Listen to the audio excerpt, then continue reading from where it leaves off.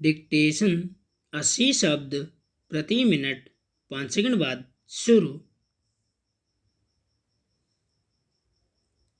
शुरू।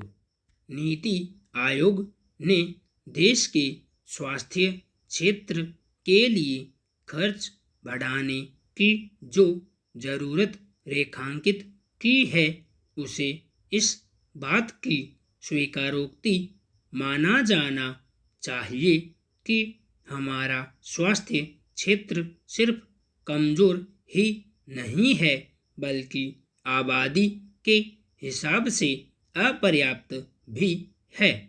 हालांकि यह कोई छिपा तथ्य नहीं है और सारी सरकारें इस हकीकत से वाकिफ हैं, लेकिन कटु सत्य यह है कि आमजन के लिए बेहतर स्वास्थ्य सेवाएं सरकारों की प्राथमिकता में कभी रही नहीं।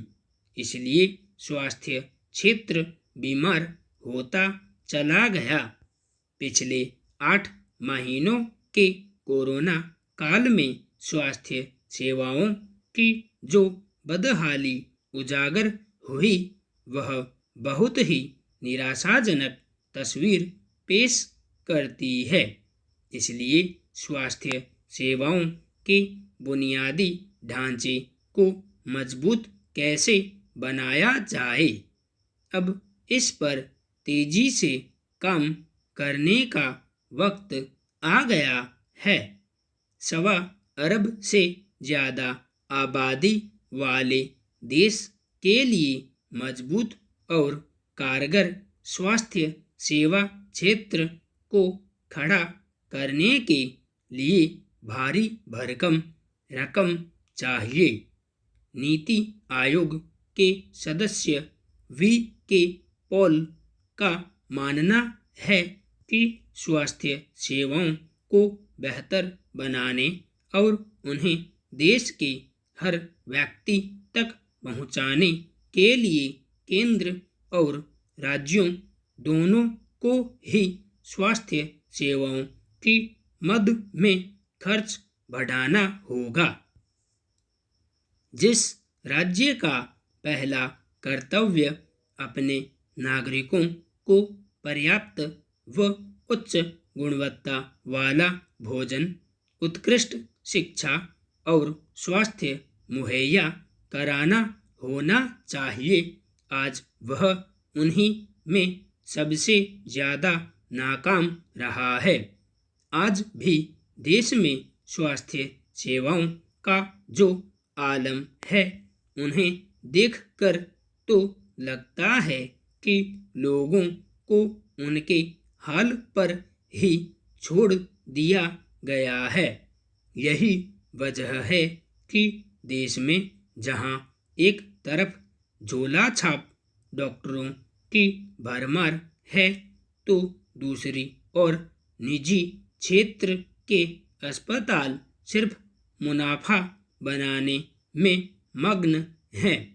कहने को देश के हर जिले में अस्पताल हैं, ग्रामीण इलाकों में प्राथमिक स्वास्थ्य केंद्र भी हैं, सामुदायिक स्वास्थ्य केंद्र हैं, लेकिन इनमें से ज़्यादातर अस्पताल और स्वास्थ्य केंद्र ठप जैसी हालत में ही हैं। लंबे समय तक डॉक्टर नदारद रहते हैं, दवाइयाँ नहीं होती, अस्पतालों में बिस्तर नहीं हैं, ऑपरेशन का सामान नहीं होता, साफ सफाई का तो सवाल ही नहीं। ग्रामीणों को जरा जरा सी बीमारियों के इलाज के लिए शहरों की ओर भागने को मजबूर होना पड़ता है। हालांकि ये प्रशासनिक तंत्र की खामियां हैं जिन्हें सतत निगरानी से दूर किया जा सकता है, पर ऐसा क्यों नहीं हो पा रहा, यह बड़ा सवाल है। भारत में स्वास्थ्य क्षेत्र में जीडीपी का मात्र 1.5% ही खर्च होता है, यानी सबसे जरूरी मद में सबसे कम खर्च। हालांकि सरकार ने अगले 5 साल में इसे 3% तक करने का लक्ष्य रखा है, लेकिन भारत की ज़रूरतों के हिसाब से तो 3% भी नाकाफी है।